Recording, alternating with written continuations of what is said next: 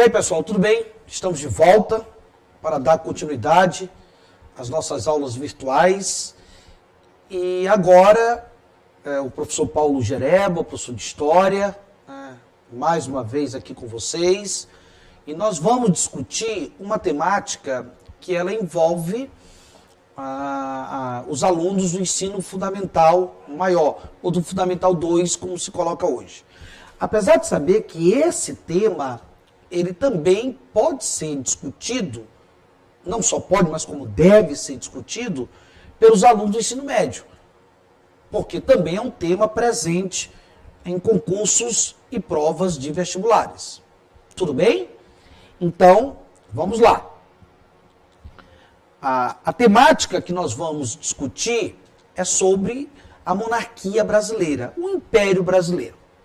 A monarquia, que ela começa a partir de 1822, o momento que você tem a definição da nossa proclamação da independência, setembro de 1822, é o momento que a independência se define, haja vista, como diria a historiadora Emília Viotti, a independência do Brasil, ela iniciou-se em 1808, com uma das medidas joaninas, a abertura dos portos. Ali teve início a nossa independência. Mas a consolidação da independência brasileira, ela se dá em setembro de 1822. A partir daí, nós teremos a monarquia brasileira, que nossa discussão da aula de hoje é sobre ela. Uma monarquia que vai perpassar 3 fases políticas. O primeiro reinado, de 1822 a 1831. O período regencial, de 1831 a 1840. E um segundo império, ou o segundo reinado, de 1840 a 1889. Seriam esses os 3 momentos políticos do Império Brasileiro. Na aula de hoje, nós iremos priorizar, por uma questão de tempo, a primeira fase da história da nossa monarquia, caracterizada como o primeiro império, ou primeiro reinado. Nós vamos discutir a formação do Estado brasileiro a partir do primeiro reinado. As dificuldades enfrentadas por esse Estado monárquico, pelo imperador Dom Pedro I, durante essa fase. Vamos observar a Constituição brasileira, que vai ser discutida, que vai ser implantada durante essa fase, pelo imperador Dom Pedro I, observando as principais características dessa Constituição. E iremos também falar sobre a abdicação do imperador Dom Pedro, que ele abdica o poder em 1831, em nome do seu filho, o Pedro de Alcântara, que era uma criança, inclusive retornando a Portugal. E a partir daí, como o Pedro de Alcântara não pôde assumir, porque ela era menor de idade, vai se estabelecer a regência na história política da monarquia brasileira. A nossa discussão de hoje recai sobre o primeiro reinado, o primeiro império. Ora, veja bem, a partir do momento que nós temos a independência do Brasil, definida em setembro de 1822, a partir desse momento nasce o que nós vamos chamar de Estado brasileiro. Ou seja, nós passamos a ter um Estado com soberania, com autonomia política, com independência política. A independência do Brasil, em setembro de 1822, ela permite, a partir de agora, se falar em Estado brasileiro. Ou seja, soberania nacional, ou seja, autonomia política. Então, se tem o nascimento de um Estado brasileiro. O que se observa diante dessa soberania desse Estado que está surgindo agora, é preciso trabalhar o reconhecimento dessa soberania. Porque não basta dizer, nasceu o Estado brasileiro. É preciso se observar como essa soberania, como essa autonomia, como esse Estado, ele vai ser reconhecido externamente e até mesmo internamente pelos brasileiros ou pela sociedade brasileira. Externamente, quando se fala dessa soberania, do reconhecimento dessa soberania nacional externamente, o primeiro país a reconhecer a soberania do Estado brasileiro foi os Estados Unidos. Os Estados Unidos reconheceram a nossa independência a partir do princípio de uma doutrina que eles lançaram no começo do século XIX. Eles lançaram a famosa doutrina do morroísmo, a doutrina a América para os americanos, uma doutrina que no momento em que ela surgiu, ela acabou tendo uma interpretação imperialista. Haja vista, essa doutrina norte-americana seria uma forma de proteger as independências dos estados latino-americanos, que estavam ocorrendo nesse momento, no começo do século XIX, como é o caso do Estado brasileiro. Proteger principalmente frente às ameaças externas, as ameaças das forças conservadoras europeias da Santa Aliança, que ameaçavam, inclusive, intervir em movimentos liberais fora da Europa, que estariam ameaçando o retorno do absolutismo, que é uma proposta lá do Congresso de Viena. Então, a doutrina norte-americana, do morroísmo, do América para os americanos, ela se posiciona contrário a essas intervenções da Santa Aliança, defendendo essa independência dos países latino-americanos, como é o caso do Brasil, a soberania nacional, por conta até de futuros interesses imperialistas de dominação que os Estados Unidos irão exercer na América Latina de uma forma mais concreta a partir da política do Big Stick, do grande porrete, no final do século XIX. E os Estados Unidos, por conta disso, vai ser a primeira nação estrangeira a reconhecer a soberania do Estado brasileiro. O reconhecimento de Portugal, ele foi feito através de exigências. Portugal irá reconhecer a soberania do Estado brasileiro. Portugal irá reconhecer a independência do Estado brasileiro a partir de um pagamento indenizatório. Essa foi uma das principais exigências de Portugal, o pagamento de uma indenização. O governo brasileiro, o governo imperial de D. Pedro I, deveria pagar uma indenização pelo reconhecimento da nossa independência. O detalhe nesse pagamento é a disponibilidade de recursos que o governo brasileiro teria para pagar essa indenização. E como esse governo não tinha disponibilidade de recursos para o pagamento indenizatório, ele vai buscar essa disponibilidade aonde? Na Inglaterra. A Inglaterra que vai, inclusive, trabalhar um reconhecimento da nossa independência de uma forma muito diplomática para não romper as suas relações com Portugal. O Estado inglês, ele irá conceder empréstimos para o governo brasileiro pagar a indenização que o Estado português exige para o reconhecimento da nossa independência. Um fato curioso nessa questão é que esse dinheiro, ele literalmente não vai sair da Inglaterra para Portugal. Por quê? Porque simplesmente os portugueses deviam os ingleses. Então esse dinheiro, ele acaba amortizando, diminuindo as dívidas que Portugal tinha com quem? Com a Inglaterra. Ele diminui essas dívidas. Ok, galera? Por isso que alguns autores chegam a afirmar que o reconhecimento da soberania nacional brasileira pelo Estado português se dá indiretamente, não diretamente. Diretamente é através do quê? Do pagamento indenizatório. Essa foi uma das principais exigências.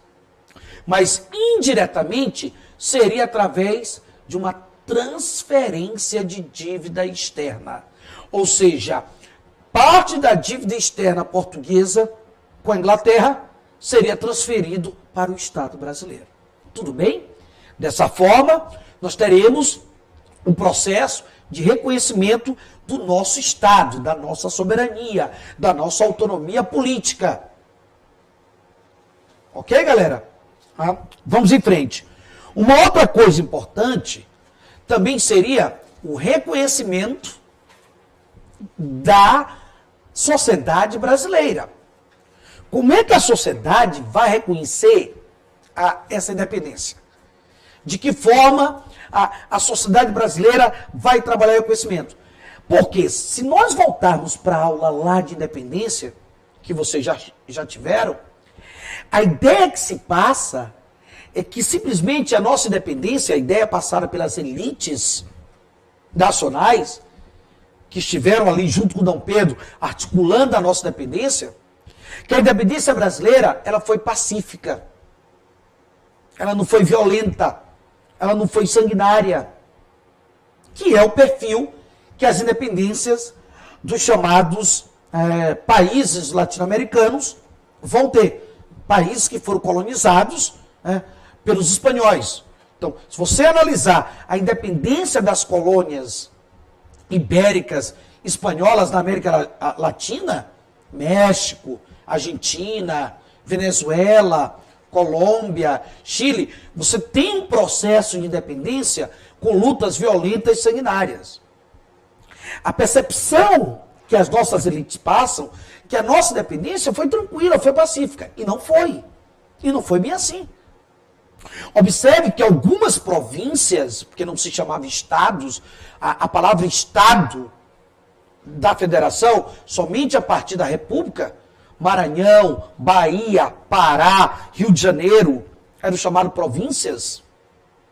Então, algumas províncias no Brasil não aceitaram de imediato a independência. Como é o caso, por exemplo, da nossa província aqui no Maranhão. A nossa província só irá reconhecer oficialmente a nossa independência em julho de 1823. No final de julho de 1823, que a província do Maranhão irá reconhecer a nossa independência. E aqui nós vamos ter lutas violentas, sanguinárias. Particularmente, alguns autores trabalham com aquela ideia de que houve uma adesão do Maranhão à independência. Particularmente, nós caracterizamos uma capitulação. Particularmente, eu não gosto de chamar de adesão. Porque, na verdade, a província do Maranhão, ela incorporou esse projeto de Estado brasileiro, soberania nacional, a partir de lutas violentas e sanguinárias, como ocorreram também em algumas outras províncias.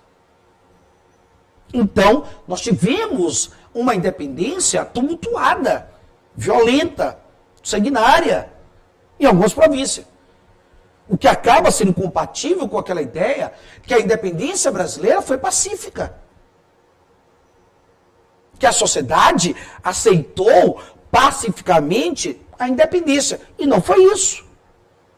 Quando você observa províncias como a do Maranhão tendo lutas sanguinárias e violentas, capitulando a soberania nacional, capitulando o projeto de Estado brasileiro, isso prova minimamente para a gente desconfiar dessa ideia de um projeto de independência pacífica. Ok, galera? Beleza? Uma outra coisa importante quando se fala do primeiro reinado é justamente o quê? Nós temos um Estado e esse Estado, ele precisa de uma Constituição. que seria uma forma até mesmo de Dom Pedro garantir um reconhecimento da soberania do Estado brasileiro dentro da própria Europa. Então, o Estado tem que ter uma Constituição. Ele tem uma soberania, é preciso uma Constituição. Então, se é preciso uma Constituição, o primeiro movimento que se faz dentro do Estado brasileiro em torno da elaboração de uma Constituição, esse primeiro movimento é feito através de uma Assembleia Nacional Constituinte. Os nossos parlamentares, representados por portugueses, por brasileiros, os nossos parlamentares irão se reunir em uma Assembleia Nacional Constituinte, em 1823, um ano logo após a independência, irão se reunir numa Assembleia Nacional e começam a discutir os projetos, as leis que deveriam fazer parte da nossa primeira Constituição. Começa a se ter um debate. E nesse debate, os setores brasileiros, ou seja, os parlamentares que representam os interesses das elites brasileiras, principalmente, esses parlamentares, na época, eles irão principalmente discutir dois grandes projetos. Eles defendem dois grandes projetos que deveriam fazer parte da primeira Constituição brasileira. Um é o famoso projeto da Constituição da Mandioca. O projeto da Constituição da Mandioca. O que diz esse projeto? Esse projeto diz o seguinte: se você quiser, você, cidadão brasileiro, que tem direito ao voto, você, cidadão brasileiro, que pode concorrer a cargos públicos, você, cidadão, que tem direito ao voto e pode concorrer a cargos públicos, para você concorrer a cargos públicos ou votar, você teria que ter uma renda em alqueires de mandioca. Você teria que ter uma determinada quantidade de alqueires de mandioca, uma renda, ou seja, era um sistema de voto censitário, só que era uma renda não em dinheiro, uma renda em alqueires de mandioca, símbolo de terra, símbolo da terra. Você teria que ter uma determinada quantidade para poder votar em alguém ou se candidatar a algum cargo. Ou seja, para exercer o seu direito de eleitor, o seu direito de se candidatar a algum cargo público. Certo, galera? Então, nessa perspectiva, esse projeto seria um projeto que, por exemplo, não iria beneficiar os portugueses. Porque a renda dos portugueses, grande parte dos portugueses que vivem no Brasil, das elites portuguesas, sobrevivem com o comércio, com as atividades urbanas. Então, a renda dessas elites portuguesas é em dinheiro e não alqueires de mandioca. Então, um projeto que não iria contemplar as elites lusitanas, as elites portuguesas que atuavam no Brasil. Outra coisa importante, eles também discutiram, nessa Assembleia Nacional Constituinte, eles discutiram um projeto chamado anti-absolutista. Um projeto que deveria limitar o poder do imperador Dom Pedro I. Um projeto liberal. Liberal nesse aspecto. Um projeto que deveria limitar o poder do imperador. Ou seja, um projeto que a monarquia brasileira deveria ser uma monarquia parlamentar.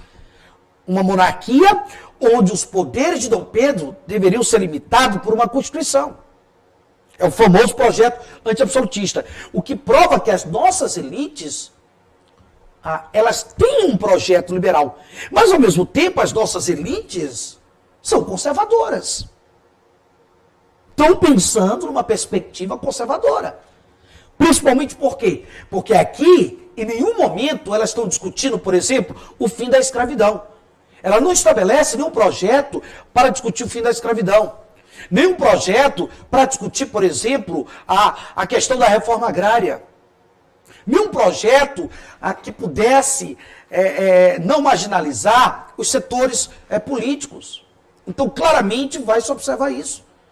Não há um projeto das nossas elites nesse campo social, principalmente no que diz respeito a acabar com a escravidão. Ok? Então ele é liberal por um aspecto, mais conservador por outro aspecto. Ok, galera? Beleza? Tá? E aí, o que nós temos aqui? Nós temos, diante disso, diante dessas propostas da Assembleia Nacional Constituinte, o que o imperador faz? O imperador se aproxima de quem? Das elites portuguesas, do famoso Partido Português, e o imperador, ele fecha a Assembleia Nacional Constituinte, ele vai fechar, e esse fechamento mostra uma ação tirana, uma ação autoritária. Ele não só irá desenvolver essa ação autoritária, tirana, fechando a Assembleia, mas como também outorgando, impondo a nossa primeira Constituição. A primeira Constituição do Estado brasileiro, ela é outorgada, ela é imposta pelo imperador. Ele vai impor a Constituição de 1824, o que prova que essa monarquia do primeiro reinado, ela é uma monarquia constitucional, mas ela é tirana, ela é autoritária. Ela acaba sendo uma monarquia tirana autoritária.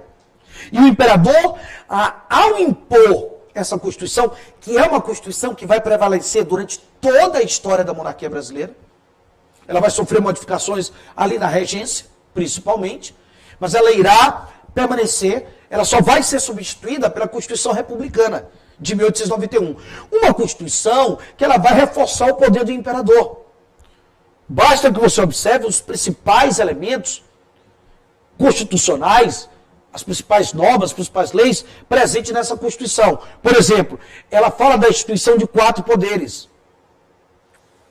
O poder judiciário, o poder legislativo, o poder executivo e o poder moderador, que é o poder de atribuição exclusiva do imperador. Um poder que coloca o imperador controlando todos os demais poderes. Todos os demais poderes subjugados ao poder moderador. Então, o poder moderador é um poder de atribuição exclusiva do imperador, o que reforça o seu poder autoritário. Nós temos a política do padroado. O padroado mostrando o quê? A Constituição legalizando a submissão da igreja ao Estado. O imperador tem um poder de beneplácito sobre o clero brasileiro.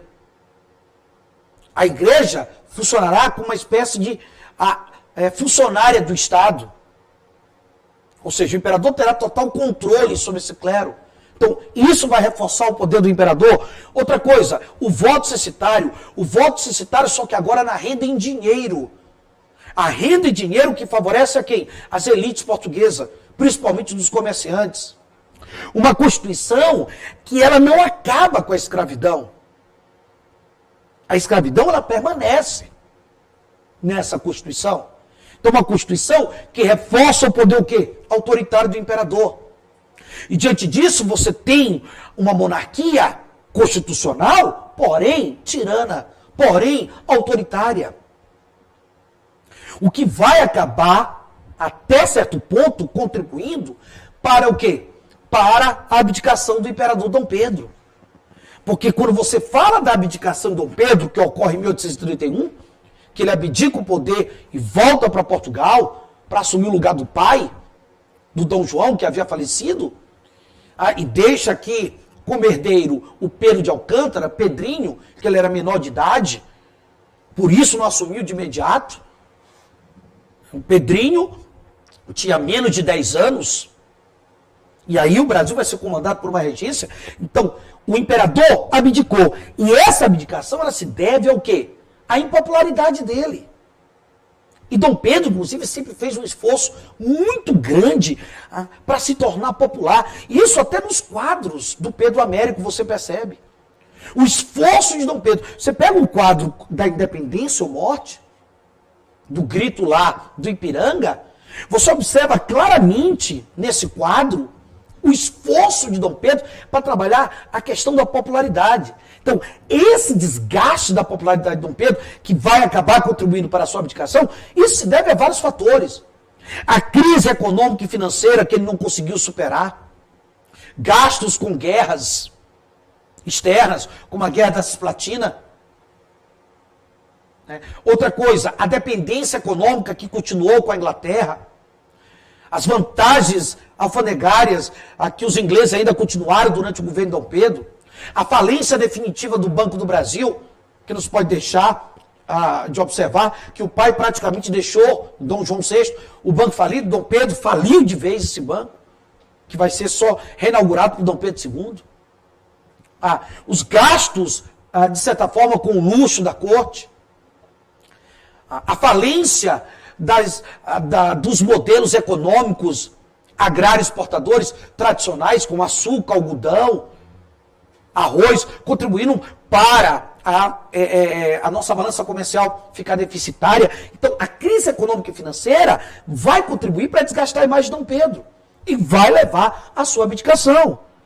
A violenta repressão que Dom Pedro realizou sobre o movimento da Confederação do Equador, um movimento que ocorreu no Nordeste, sob a liderança de Pernambuco, um movimento de caráter republicano, um movimento que lutou contra a tirania de Dom Pedro, contra o poder moderador, contra o descaso de Dom Pedro em relação ao Nordeste, um movimento de cunho separatista, e Dom Pedro foi violento no que diz respeito ao movimento, ou seja, reprimiu de uma forma violenta, sentenciando à morte as principais lideranças do movimento, inclusive a padres, elementos do clero, como padres, que participaram do movimento, como o Frei Caneca, por exemplo, que foi sentenciado à morte. E isso desgastou a imagem de Dom Pedro, como também o assassinato de um jornalista na Paraíba, o Líbero Badaró, que era um ferrenho opositor de Dom Pedro. Por mais que a historicidade não comprove que Dom Pedro teria mandado matar o Líbero Badaró, porém, os principais adversários políticos da tirania de Dom Pedro, não da monarquia, mas da tirania de Dom Pedro, as elites brasileiras do Partido Português, acabaram trabalhando essa relação do assassinato de Líbero Badaró com quem? Com o imperador. Uma outra coisa interessante, a Noite das Garrafadas, lá no Rio de Janeiro, defensores de Dom Pedro do Partido Português, críticos de Dom Pedro do Partido Brasileiro, certo? Simplesmente travando lutas, utilizando inclusive garrafas, desgastando ainda mais a imagem do imperador. Para complicar a situação, o pai dele morreu, Dom João, e ele é o legítimo herdeiro. Ele tentou transferir o poder para a filha, só que o irmão tenta usurpar o poder da filha lá em Portugal. Então, Dom Pedro se envolve muito nessas questões da sucessão dinástica portuguesa. As elites brasileiras, do Partido Brasileiro, aproveitam para disseminar que Dom Pedro quer recolonizar o Brasil. É um medo da recolonização, que é um fator importante também para desgastar a imagem dele. Diante disso, senhores, Dom Pedro não tem outra opção. Com a imagem desgastada, ele abdica, volta para Portugal. E o Brasil vai organizar a segunda fase, que é o período regencial. Ok? Nós temos uma questão aqui que nos mostra basicamente a discussão sobre o que nós acabamos de falar da primeira fase da monarquia brasileira. Olha só. A classe dominante brasileira era, em sua maioria, conservadora. Ok? Manutenção do latifúndio, manutenção da escravidão. Desejava manter as estruturas econômicas e sociais, olha só. Escravidão, latifúndio. Coloniais, baseada no sistema agrícola, na escravidão e na exportação de produtos agrícolas tropicais para o mercado europeu. Então, aonde as elites brasileiras eram liberais? Na questão política. Mas na questão econômico-social, elas eram conservadoras. A manutenção do latifúndio, a manutenção do modelo agrário exportador, a manutenção da escravidão. Contudo, havia nas cidades alguns liberais que esperavam mudanças mais profundas na política e na sociedade. Soberania popular, democracia e mesmo uma república. Você vê esse movimento principalmente de setores ligados à classe média. A aceitação de Dom Pedro pelas elites senhoriais como líder do processo de independência, eclodido em 1822, visava o quê? Visava justamente manter essas estruturas socioeconômicas, como o latifúndio, como a escravidão e até mesmo a marginalização política dos setores populares. Dessa forma, a letra B, evitar transformações mais bruscas na ordem social e política. Ok, galera? Então, na aula de hoje, nós discutimos A primeira fase da monarquia brasileira, o Império. Falamos sobre a soberania, o reconhecimento dela, falamos sobre a Assembleia Nacional Constituinte, sobre a nossa primeira Constituição e a abdicação de Dom Pedro. E finalizamos com a atividade de sala, ok? Qualquer coisa, lembre-se, a disponibilidade dessas aulas estão na TV Assembleia, a Rádio Timbira, e no site lá do YouTube da SEDUC, Maranhão, vocês poderão assistir essas aulas quantas vezes vocês quiserem, ok? Eu agradeço a todos, agradeço a Deus, em primeiro lugar, por estar aqui nesse momento, a toda a equipe técnica, o excelente trabalho da equipe técnica e todo o cuidado que essa equipe está tendo com a gente. Ok, galera? Muito obrigado e não esqueçam uma coisa, fiquem, eu que esqueci, fiquem em casa. Valeu.